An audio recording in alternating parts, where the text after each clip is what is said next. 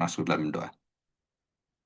Bapak, kami bersyukur jika Engkau kembali membawa seluruh kemuliaan dan kepenuhan Kristus anakmu yang tunggal dalam pengetahuan firman dan dalam seluruh realita dan wujud gambar daripada rupa Allah yang sejati yang betul-betul kami nikmati walaupun kami tidak bertemu secara fisik, tetapi firman yang merupakan perkataan yang hidup yang kekal yang mampu untuk menyelamatkan kami, dan juga dengan iman kami mendapatkan hidup yang sungguh-sungguh diubahkan oleh Tuhan. Bawalah kami untuk memasuki kekayaan firman Tuhan, kekayaan Kristus, kekayaan baik sebagai manusia seutuhnya ataupun Dia adalah Allah yang sesungguhnya.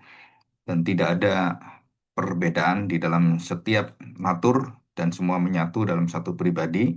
Dan hari ini kami menikmati tentang teologi Amerismus yang menyatakan dirinya pada puncaknya di dalam diri Kristus Tuhan kami. Terima kasih Bapa, bantulah kami dengan kuasa Roh Kudus yang sudah menetap dalam hati kami untuk mendapatkan pengetahuan ini menjadi satu kekuatan yang bersumber daripada firman dan menguatkan, menghibur, dan meneguhkan kami sampai pada kami bertemu dengan Engkau. Terima kasih Bapa, kami serahkan doa kami di dalam nama Tuhan Yesus Kristus. Amin. Ya, kita akan eh, mengulang sedikit tentang awal-awal merismus ya. Jadi kita tahu bahwa seperti ada kontradiksi tetapi bukan kontradiksi, dan kita akan melihat merismus itu sebenarnya menegaskan kesempurnaan baik itu kedaulatan Allah, kemahakuasaan Allah di dalam segala hal, pengetahuannya, penjangkauannya, dan khususnya pernyataan dalam keselamatan ya. Jadi Allah itu bukan Allah yang setengah-setengah bekerja. Allah yang kalau bekerja itu pasti tuntas dan totalitas serta sempurna, mencakup segala hal ya dalam hidup kita. Nah, seringkali kita orang-orang percaya itu mereduksi ya, jadi mengurangi sifat dari ketakjuban kita kepada Allah itu menjadi bagian-bagian terpecahkan dan terpisahkan dalam hidup kita. Jadi kalau kita melihat tentang orang yang suka teologi ya gitu kan, dia lebih menekankan pengetahuan teologi ya. Orang yang suka mujizat, dia lebih menekankan tentang mujizat. Sedangkan Kristusnya sendiri, pribadi Kristus sendiri itu nggak pernah diotak-atik, nggak pernah seperti John Calvin mengatakan itu bahwa sumbernya itu kita harus tahu bahwa apa yang kita miliki, baik itu pengetahuan teologi, terus dampak dari mujizat, dan kita menerima pengalaman-pengalaman ajaib itu kita diingatkan kepada sumbernya. Nah, ini yang kadang-kadang orang itu hanya menerima alirannya yang dibawa, tetapi alfanya itu, sumbernya itu kadang-kadang kita udah nggak mau ingat lagi. Jadi kan enak gitu kan. Padahal kalau kita lihat pada sumbernya, nah itu lebih jauh lebih dalam. Kenapa? Karena kita menemukan sumber mata air yang dikatakan Tuhan Yesus kepada perempuan Samaria itu jelas sekali ya. Kamu minum air ini, kamu akan haus lagi. Tapi kalau air kehidupan yang aku berikan, itu kamu nggak akan haus lagi. Nah, arti haus di sini ada dua. Haus secara kondisi keberdosaan, kondisi manusia yang tidak pernah puas, dan kemudian tidak haus lagi karena kondisinya sudah diberi air kehidupan yang mengalir terus-menerus. Dan kemudian kita tahu ada haus yang kedua, haus akan kebenaran. Jadi seseorang haus akan hal-hal duniawi dan haus akan hal-hal yang kebenaran surgawi. Nah, Tuhan Yesus memberikan air kehidupan, ya istilahnya itu fountain of life itu, water of life itu. Waktu dia memberikan ini, dia tahu bahwa kita ada kehausan. Kehausan apa? Kehausan secara jiwa kita, secara roh kita. Nah, di situ Tuhan puaskan kita. Jadi waktu Tuhan puaskan, kita haus lagi nggak? Ya haus di dalam kebenaran. Kita menerima itu. Jadi kehausan kita itu tidak terpotong, tidak terpuaskan gitu, tapi itu akan terpuaskan. Kenapa? Karena Kristuslah yang mengalir dalam hidup kita. Nah, ini pengetahuan-pengetahuan seperti ini yang seringkali tidak pernah disadari. Ya, jadi kita belajar hal ini. Nanti kita belajar puncaknya ya, sambil kita melihat perkembangan pengetahuan kita yang terus semakin dalam, semakin maju, semakin luas, dan semakin kita mencintai dan mengalami Kristus. Jadi merismus itu menyatakan dan juga memperlihatkan kepada kita relasi Allah dengan manusia itu akhirnya tidak terpisahkan seperti timur barat, eh, utara selatan gitu kan, atau dalam kondisi apapun kamu duduk berdiri keluar masuk, nah Tuhan itu tidak pernah tidak ada. Tuhan selalu berelasi dengan manusia. Immanuel itu puncak dari Merasmus, Merismus. Nah, kalau kita tahu bahwa di dalam Kristus, Merismus itu menemukan perjalanan akhirnya atau perjalanan sempurnanya, wujudnya, maka Tuhan Yesus itu memiliki satu penyingkapan rahasia. Nah, penyingkapan rahasia itu kalau kita lihat di dalam kitab Wahyu itu terdiri dari awalnya itu kitab ini adalah kitab di dalam doa karena Yohanes kan di dalam perenungan doa relasi berelasi dengan Allah kan, berelasi dengan Kristus dan kemudian Yesus menyatakan dirinya di dalam pujian yang dituliskan oleh Yohanes dan diakhiri dengan pujian oleh Yohanes. Nah, waktu awal itu Alfa Omega juga. Ya, jadi kalau kita lihat di dalam Wahyu pasal 1 ayat 8 dan juga 22 ayat yang ke-13 itu sebagai penutup dan pembukanya, alfa dan omeganya. Apa? Ya pernyataan dia, aklamasi atau proklamasi Tuhan Yesus tentang siapakah dirinya gitu. Dia menyatakan akulah alfa dan omega dan pada ayat terakhir pasal terakhir Wahyu dia menegaskan kembali bahwa dia adalah alfa omega, protos eskatos dan archetelos. Jadi pengakuan Tuhan Yesus yang ke-8 ini dan di dalam Injil Yohanes kan 7 pengakuan. Nah banyak orang belajar Injil Yohanes ada 7 pengakuan tidak pernah menembus kepada yang ke-8. Nah, saya hari ini memberikan satu pengetahuan bahwa mengapa Yesus mengatakan ini terakhir. Jadi posisinya pengakuan Yesus aku adalah I am itu 1 sampai 7 itu berelasi dengan seluruh jalan keselamatan. Dia menjadi juru selamat, dia menjadi Mesias, dia menyatakan dirinya Yahweh yang menjadi manusia mengangkut seluruh daripada ketidakmampuan kita. Dan dia menyatakan aku adalah terang dunia yang membawa terang dalam hidupmu. Nah ini berelasi aja. Nah setelah dia di dalam kitab Wahyu dan juga di dalam Yesaya juga dikatakan ada Alfa Omega awalnya itu ya. Itu menunjuk pada apa? Menunjuk pada penghakiman. Menunjuk pada dia adalah raja di atas segala raja. Jadi bukan hanya sekarang urusannya juru selamat yang menyelamatkan pribadimu saja, tapi dia juga mengubahkan seluruh sistem yang ada yang sudah rusak oleh manusia itu. Jadi sekarang kita lihat 7 IM berelasi dengan setiap pribadi orang percaya seluruh dunia daripada dunia kekristenan gitu kan, dunia orang yang mengaku dirinya percaya pada Kristus, sedangkan Yesus waktu mengatakan Alfa Omega itu bukan mencakup diri kita saja, lingkungan kita saja, tetapi mencakup seluruh kehidupan yang ada. Itu puncaknya di dalam kitab Wahyu. Dan ini jarang dibahas, kenapa? Ya mungkin karena pengetahuan orang-orang yang membawakan para hamba Tuhan itu ya sangat terbatas. Jadi waktu kita mendapatkan pengetahuan ini dan pendalaman pengalaman firman ini, maka saudara-saudara diberkati luar biasa. Kenapa? Karena kita ditembuskan kepada satu zaman yang dilihat oleh Yohanes. Jadi Kristus sebagai juru selamat bagi seluruh semesta alam ini. Cosmic salvation, cosmic savior. Jadi dia adalah penyelamat semesta alam. Dalam kisah pasal 3 juga dikatakan dia memulihkan segala satu langit dan bumi.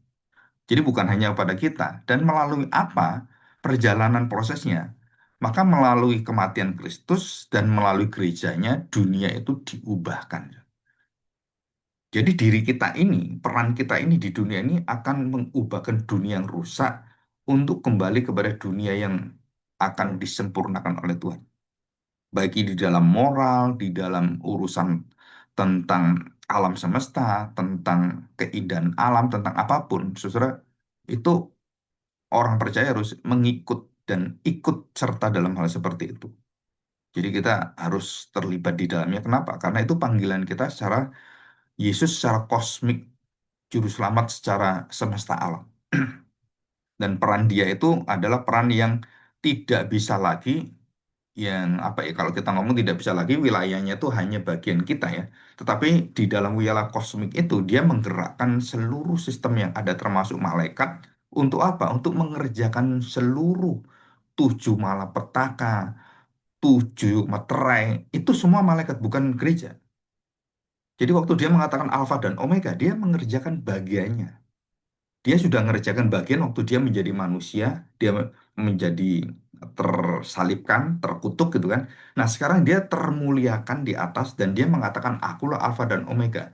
Nah dia menggerakkan seluruh yang tidak kita lihat, yang dilihat oleh Yohanes, dan Yohanes diberi kuasa oleh Roh Kudus untuk bisa melihat ini.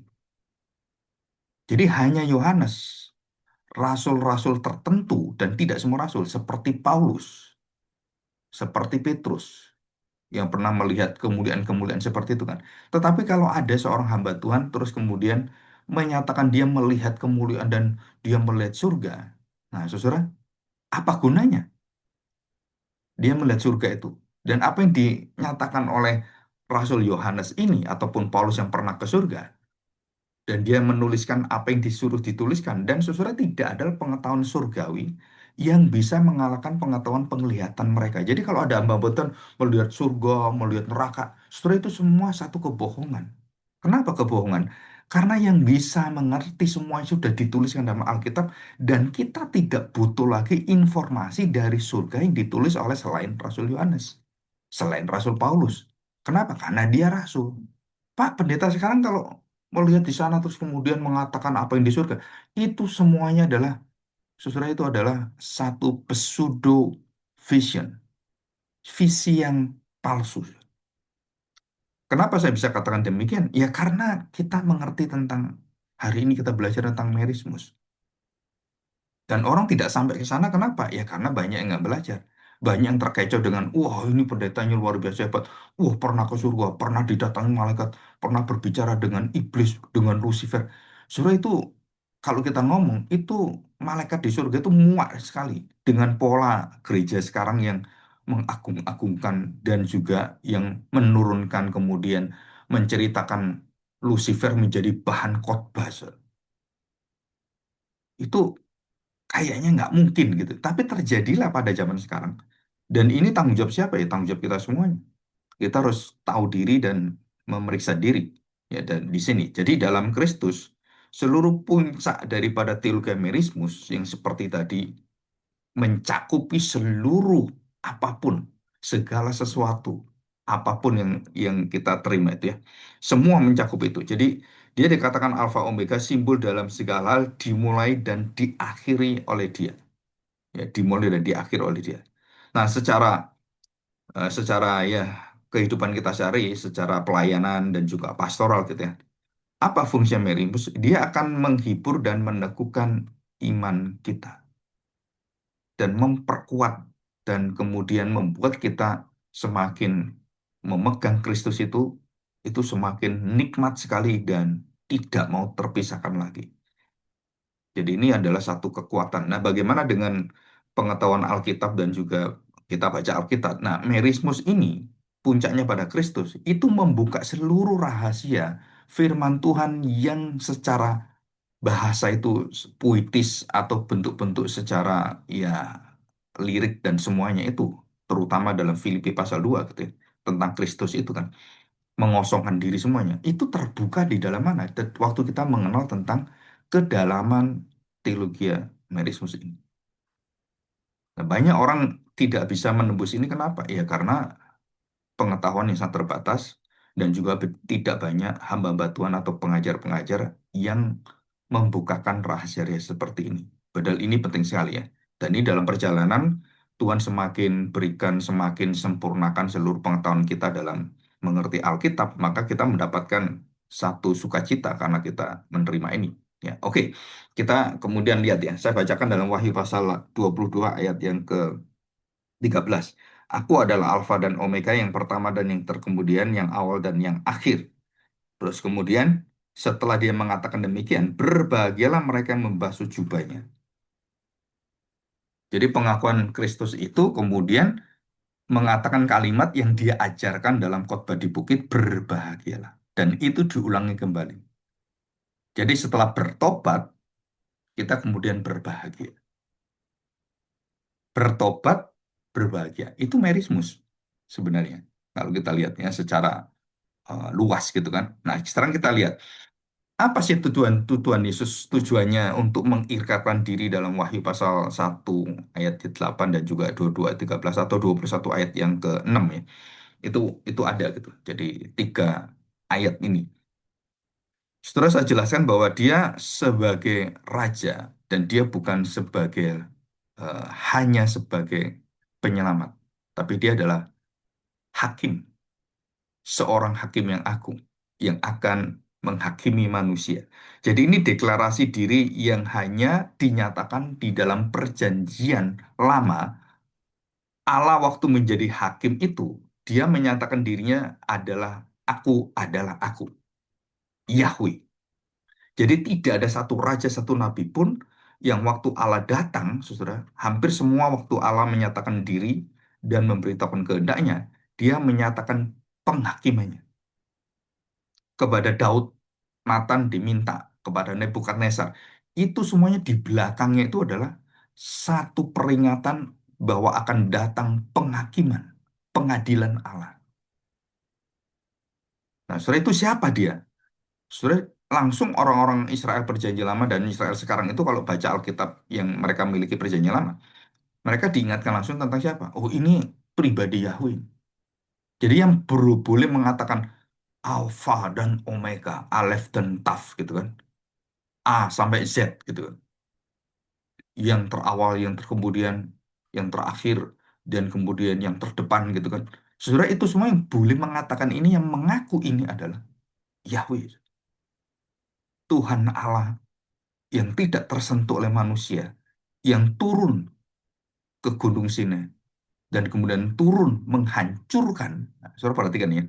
Jadi Allah turun ke Gunung Sinai memberikan hukum Taurat dan setelah hukum Taurat diterima oleh Musa, Allah turun lagi untuk menghakimi dan menghancurkan anak lembu emas. Jadi waktu kita menerima satu kemuliaan hukum Allah itu diterima kehendak Allah itu, maka kehendak Allah itu akan menghakimi dan memisahkan serta menghancurkan dosa yang melawan hukum Tuhan. Ini adalah teologi Takta Bainu dan Anabainu yang nanti minggu kita bahas ya selama kira-kira 3 kali pertemuan. Hari Minggu itu adalah teologi inkarnasi dan menuju teologi eksaltasi. Teologi inkarnasi menuju teologi eksaltasi dan di mana titik yang paling eh, krisisnya adalah teologi salib, teologi crucifixion.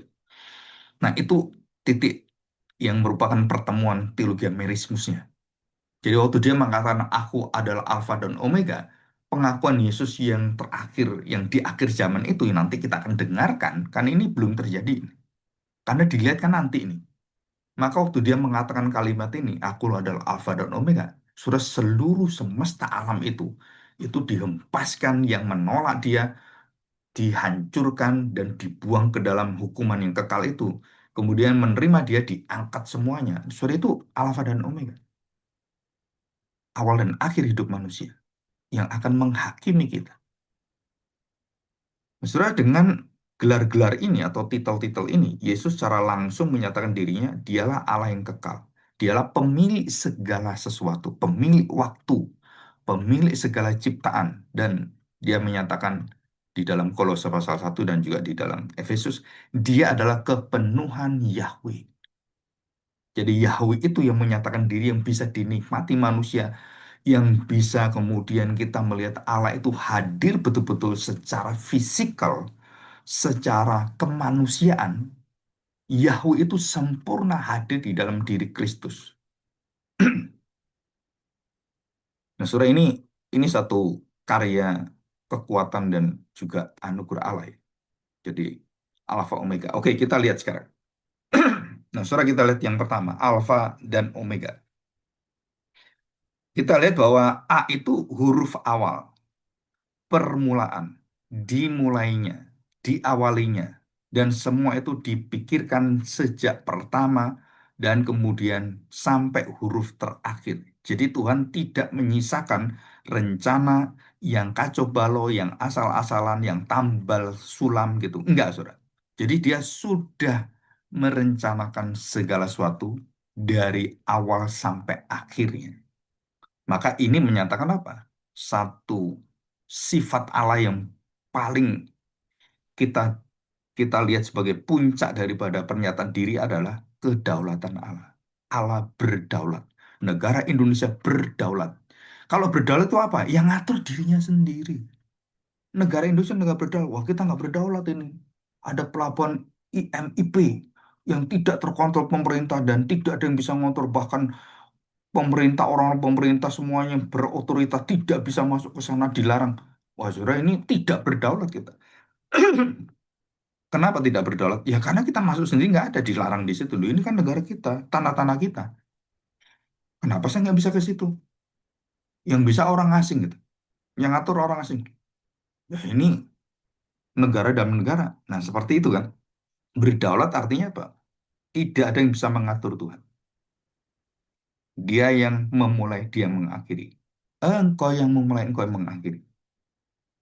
Dan di dalam eh, kitab suratan Kolose dari Rasul Paulus, pasal 1, 16 dan 17, dikatakan Yesus itu adalah sumber dan seluruh daripada kemuliaan kepenuhan daripada Allah. Yesus sumber segala sesuatu. Jadi kalau kita masih ingat ya dalam kitab Kejadian gitu ya, Kejadian pasal 8 gitu kan masih dikatakan bahwa merismus itu tentang kondisi-kondisi manusia dari debu dan tanah terus kemudian dimuliakan menjadi manusia yang agung. Jadi tubuh kita ini sebenarnya tubuh merismus. Kenapa? Lo asalnya kamu debu tanah itu jadi manusia dan jangan menjadi debu tanah lagi dan menjadi hina lagi. Kenapa? Karena tubuhmu nanti itu akan diangkat dan dimuliakan diberi tubuh yang baru, tubuh kemuliaan. Jadi tubuh dalam debu dan tanah itu, tanah dan debu itu menjadi tubuh yang penuh dengan kemuliaan di dalam tubuh Kristus kebangkitan itu. Jadi Yesus bukan hanya apa ya, bukan hanya dia menyatakan diri sebagai juru selamat untuk bangsa Israel, untuk orang-orang yang dipanggil oleh dia, tetapi Yesus adalah seluruh tujuan akhir segala rencana kehendak Allah. Jadi kalau kehendak Allah dalam penyelamatan, penyelamatan kehendak Allah di dalam memproses seluruh semesta alam ini, ya dia menjadi wujud yang akan melaksanakan dan menyempurnakan, menggenapi semua itu. Sesudah ini adalah kalimat yang meresponi terhadap kondisi gereja yang di dalam penderitaan pada saat zamannya Yohanes itu, Rasul Yohanes pada zamannya Rasul-Rasul itu gereja menderitanya luar biasa, saudara. Disiksa, dibunuh, dibakar, wah, ada yang digergaji, ada yang disembelih dan pokoknya itu kalau kita lihat ya kita ini lebih hina daripada binatang ya. Jadi yang namanya orang Kristen itu bunuh orang Kristen itu lebih berharga daripada bunuh babi yang kita makan. Itu bagi mereka itu ada satu apa ya, satu akar kebencian dari roh kegelapan itu ditanam itu supaya dia membenci dengan segala pekerjaan juru selamat. Itu adalah antikristus yang nanti berwujud pada pribadi manusia. Jadi kita melihat di sini respon Tuhan Yesus kepada gereja yang menderita dan dianiaya. Dan dia menyatakan diri, jangan khawatir. Sekarang kamu yang menderita teraniaya itu alfa dan omega seluruh segala sesuatu. Baik orang yang menyusahkan engkau, pemerintah menyusahkan engkau yang membuat kamu menderita, dan juga negara-negara yang terus memburu orang Kristen, membunuh orang Kristen, saudara. Jangan pernah kamu beralih dari iman kepada Kristus. Kenapa? Aku akan menyatakan kemuliaan. Jadi yang orang melihat Kristus di dalam aniaya, kemudian dibunuh, dipenggal, ditembak semuanya. Saudara itu bukan berakhir hidup mereka karena kematian, karena kekejaman mereka. Tidak, saudara. Kenapa tidak? Karena Tuhan Yesus mengatakan Alfa dan Omega. Jadi mati hidup kita, kalau kita mati, saudara itu adalah satu panggilan untuk kita bersama dengan Tuhan. Kalau kita hidup untuk Tuhan. Jadi untuk Tuhan itu apa? Ya, sampai mati kita itu di dalam Alfa dan Omega Tuhan. Tidak semua orang Kristen akan menjadi martir. Tidak semua Kristen menjadi eh, dalam arti dibakar gitu. Enggak, saudara. Tapi dalam hidup kita ini martir, saudara. Marturia, bersaksi sampai akhir. Nah, itu arti kata martir. Ada yang akhirnya dibunuh, ada yang akhirnya dipecat, yang ada akhirnya dibuang, ada akhirnya kemudian di PHK karena iman kita. Dan banyak yang lain. Itu martir, saudara. Mempertahankan iman sampai akhir. Dibuang kemudian kalau dalam keluarga ada istri yang diceraikan suaminya karena dia menjadi Kristen atau suami diceraikan karena dia menjadi anak diceraikan dari orang tua karena dia menjadi Kristen, itu adalah perjalanan marturia bersaksi bagi Kristus. Jadi kita semua akan menderita ini semua, saudara. Karena kebenaran itu selalu menyatakan kita, engkau harus memikul salibmu, memikul bersama dengan Kristus. Kristus sudah memenangkan, kamu pasti akan memenangkan. Bahkan sampai maut pun imanmu tetap akan bertahan. Nah, ini yang dilihat Tuhan. Bukan kehidupan kita yang enak, yang bukan, saudara. Iman kita itu bertanya berapa. Dan Tuhan Yesus memberikan respon ini. Akhir dan awal sejarah bukan ditentukan oleh manusia. Jangan pernah takut. Tapi aku yang menuliskan semuanya. Aku yang merencanakan semuanya. Ya, saudara, ini adalah Alfa dan Omega.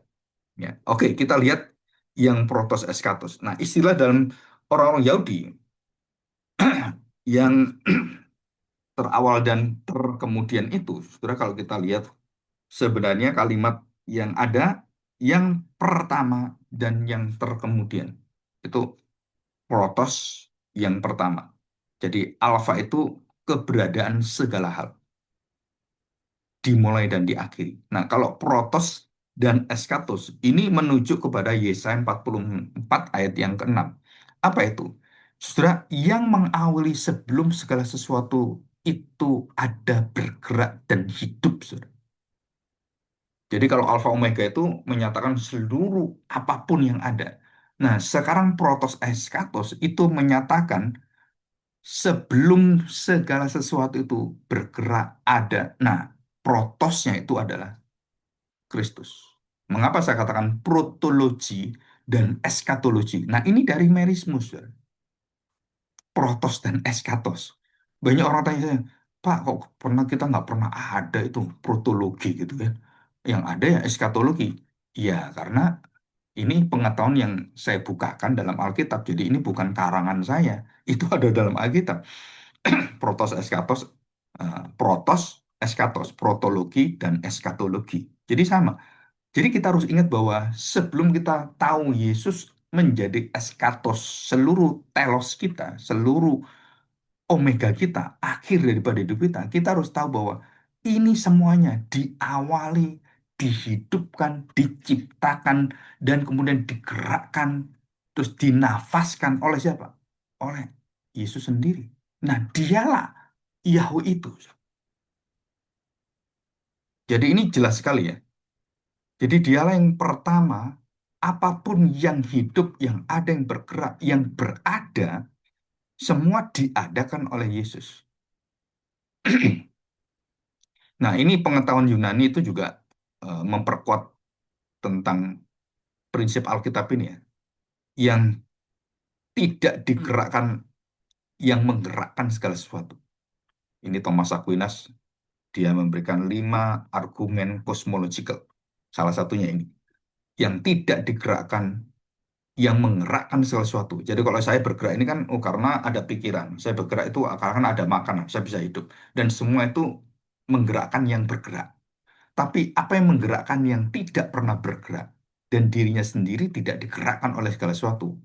Nah, itu adalah yang omni, yang maha, yang disebut sebagai Allah sendiri. Tapi orang-orang Yunani tidak kenal tentang adanya Allah karena mereka dewa-dewa. Jadi mereka hanya pengetahuan menunjuk pada Allah, tapi mereka sendiri tidak menemukan Allah. Dan termasuk menyebabkan segala sesuatu. Kenapa ini? Oh, ini berarti ada alasannya. Oh, ini ada semuanya ini adalah dirancang dan ditetapkan oleh Allah. Nah, siapa yang menyebabkan sesuatu? Kenapa kamu datang? Ya, karena kan saya diperintah mama. Kenapa memperintah kamu? Ya, karena mama mengasihi kamu. Mengapa mama mengasihi kamu? Ya, karena dia anaknya. Kamu anaknya dia. Gitu kan. Dan ini semua ada sebabnya semua. Nah, apa sebab yang tidak menyebabkan dan tidak disebabkan oleh semua sehingga dia itu penyebab sumbernya. Nah, itu disebut sebagai protos. Jadi bukan alfa ya, tapi ini protos. Kenapa? Karena awal yang mengawali. Jadi kalau tadi awal segala sesuatu, ini awal yang mengawali, yang memulai di dalam alfa omega, itu lingkaran kedua adalah protos eskatos yang menggerakkan semuanya ini. Jadi alfa omega itu mencakup keseluruhan. Protos eskatos kemudian dari alfa omega itu mencakup seluruh yang akan bergerak, yang akan hidup, yang akan menjalani rencana Allah. Nah, itu protos eskatos. Sampai awal sampai akhir dalam tujuan dan dalam rancangan kepada Tuhan. Nah, ini di sini. Jadi yang final, yang akhir dan yang pertama itu semuanya berada, bergerak, hidup, termasuk di dalamnya iblis-iblis semuanya, roh-roh jahat Lucifer yang jadi jahat itu, yang dari malaikat terang itu kan. Nah, itu semuanya berada di dalam protos eskatos, diawasi, dikendalikan, dan kemudian diatur oleh Tuhan. Jadi bukan hanya dia memulai, tapi dia mengiringi semuanya. Dia hadir dalam setiap hidup manusia, baik orang yang percaya dan tidak percaya. Dia menjangkau semuanya. Jadi kalau kita mau eh, simpulkan gitu ya dalam 3 kalimat, penciptaan dimulai olehnya, pemulihan segala sesuatu dalam dunia ini diakhiri olehnya. Jadi waktu dia menciptakan dan pencipta itu hancur kemudian diperbaiki dan kemudian Tuhan hempaskan semua yang tidak sesuai dengan rencana dia yang merusak itu, dihempaskan langit dan bumi yang lama, manusia-manusia bajingan durhaka murtad, dibuang semuanya, dibersihkan. Nah, itu adalah pemulihan segala sesuatu. Dan kemudian penebusan gereja yang dipersiapkan oleh Tuhan dalam protos dan eskatos. Dalam konteks apa? Saudara, dalam seluruh penganiayaan ini, saudara, Tuhan terus hadir mengatur kita untuk menggenapi seluruh akhir final dari mulai dari hidup kita, keluarga kita, pekerjaan kita, semua yang bergerak. Nah, itu di dalam kuasa protos dan eskatos. Jadi kalau kita lihat protos eskatos ini adalah perjalanan sejarah hidup orang-orang yang khususnya orang-orang yang percaya yang akan diberi penghiburan kekuatan termasuk waktu di Mesir gitu kan mereka menderita. Nah, setelah itu protos eskatos Kristus ada bersama dengan mereka. Mereka dilindungi waktu ada seluruh tulah-tulah 10 tulah tidak mengenai bangsa Israel dan air di dalam seluruh lingkungan bangsa Israel itu tetap bisa diminum, tetap bersih dan apapun tidak pernah kena pada wilayah Goshen gitu. Jadi 10 tulah membuktikan bagaimana Allah itu protos eskatos itu menyertai bangsa Israel termasuk gereja. Jadi gereja tidak boleh berhenti pada gereja dibakar selesai. Orang Kristen dibunuh selesai. Saudara nggak bisa selesai. Kenapa? Karena protos eskatos itu akan muncul terus dan tidak bisa ditahan oleh siapapun. Soalnya apa? Karena ini menggenapi kehendak Allah pada akhirnya. Sampai kepada eskatosnya, sampai pada akhir zaman. Jadi Kristus adalah eskatos yang berdaulat atas segala awal kehidupan, termasuk kubur. Jadi kubur sampai kepada pengangkatan kebangkitan itu, surah itu adalah tulgemerismus. Jadi kita manusia jatuh dalam dosa, masuk ke dalam kubur, ke dalam maut, gitu kan, yang harusnya di sana kematian. Dan dengan kematian Kristus dia turun, dia membawa kematian kita dan kemudian diangkat, dipulihkan dan kemudian kita diberi tubuh kemuliaan. Nah, dari tubuh dalam kematian dosa dan kita diberi tubuh kemuliaan di dalam kemuliaan itu, kehinaan kepada kemuliaan. Sesuatu itu adalah merismus. Bukan berkontradiksi, tetapi berelasi. Saudara. hina mulia. Kok bisa hina mulia? Jadi waktu kita ibadah, waktu kita datang pada Tuhan ibadah, kita tahu kita adalah orang yang hina di hadapan Tuhan.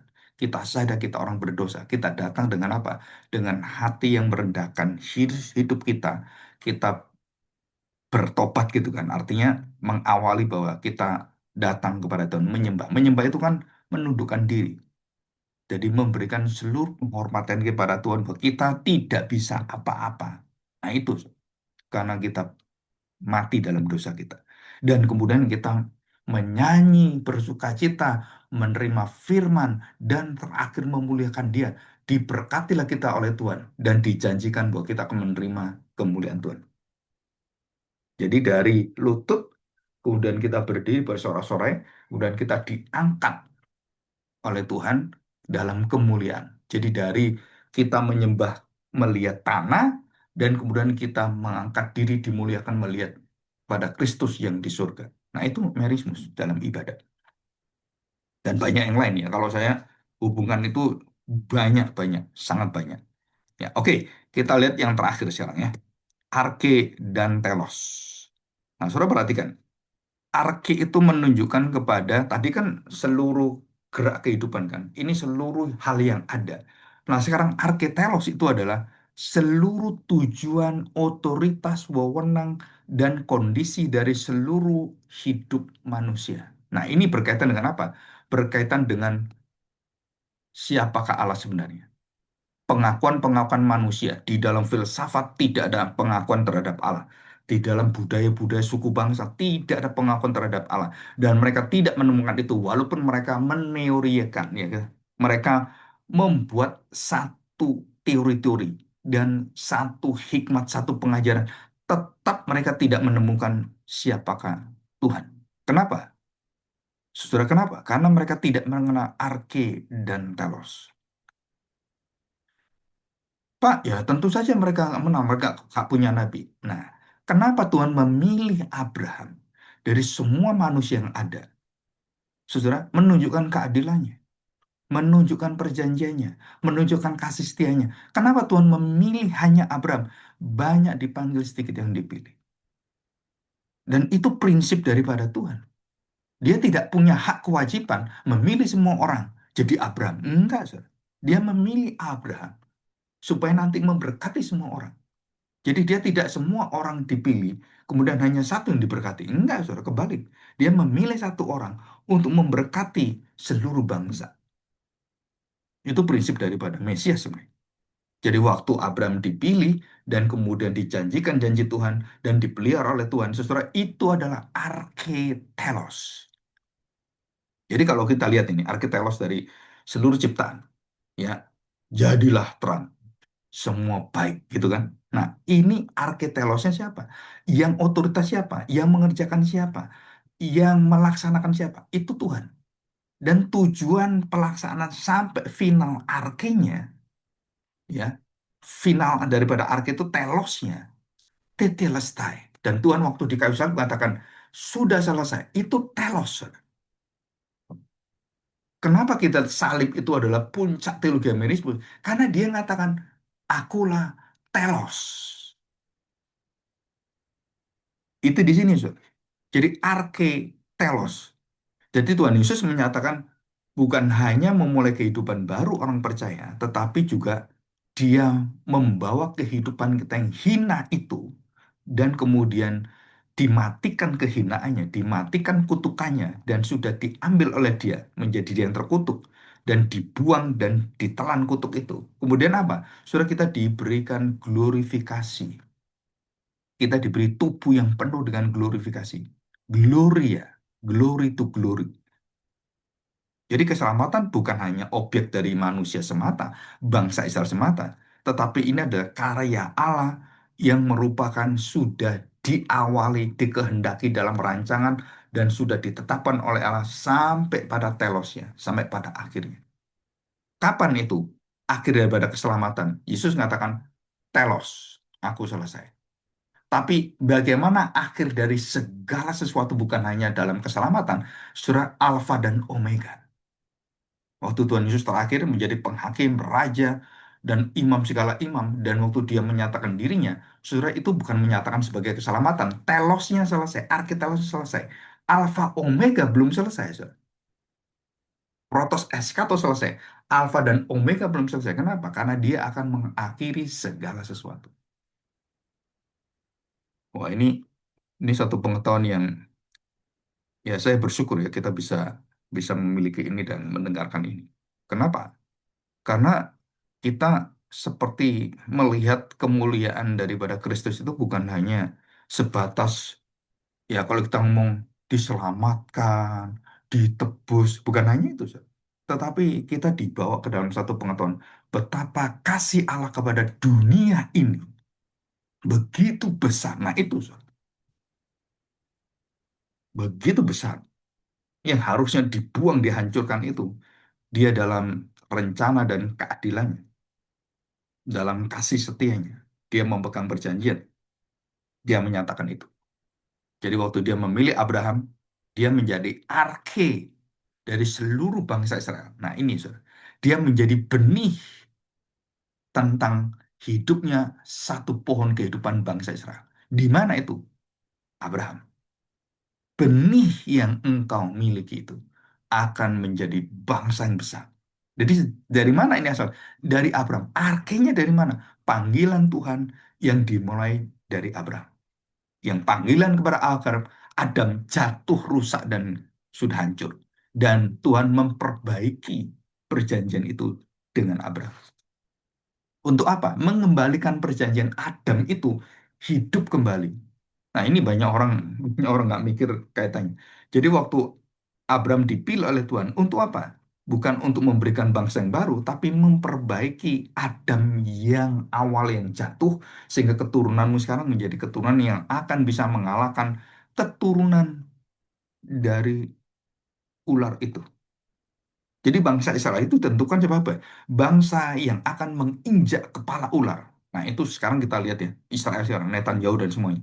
Diberi kekuatan oleh Tuhan untuk menginjak dan menghancurkan seluruh teroris. Dibom, dihancurkan seluruh pemimpin mati. Surat itu wewenang yang Tuhan beri secara dunia politik yang kita lihat sekarang yang dihadirkan oleh Tuhan. Dari mana kuasanya bangsa Israel? Teknologinya dari mana?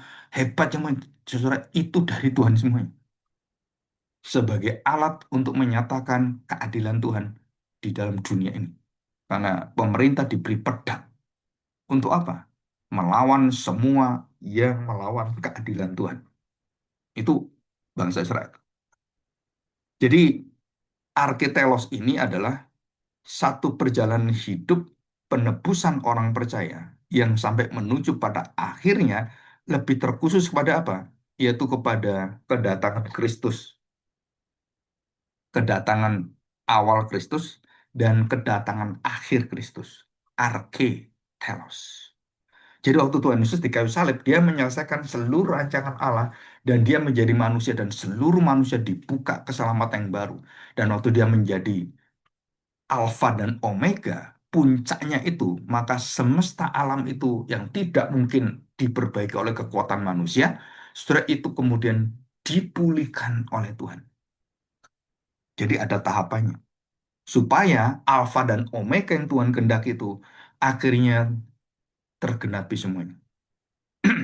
Jadi kenapa Tuhan Yesus mengatakan telos tetelestai waktu dia berada dalam seluruh keselamatan sudah selesai keselamatan dan tidak ada juru selamat yang lain, tidak ada nabi yang lain, tidak ada imam yang lain dan semua berhenti pada Kristus.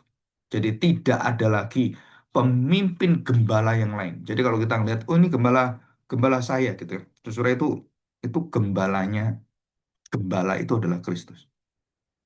Jadi istilah gembala atau istilah tuan, istilah daripada imam, istilah daripada nabi, saudara semuanya itu berada dan sudah sempurna dalam Kristus. Jadi gembala-gembala yang ada, nabi-nabi yang ada, atau hamba-hamba Tuhan yang ada, saudara itu semuanya manusia.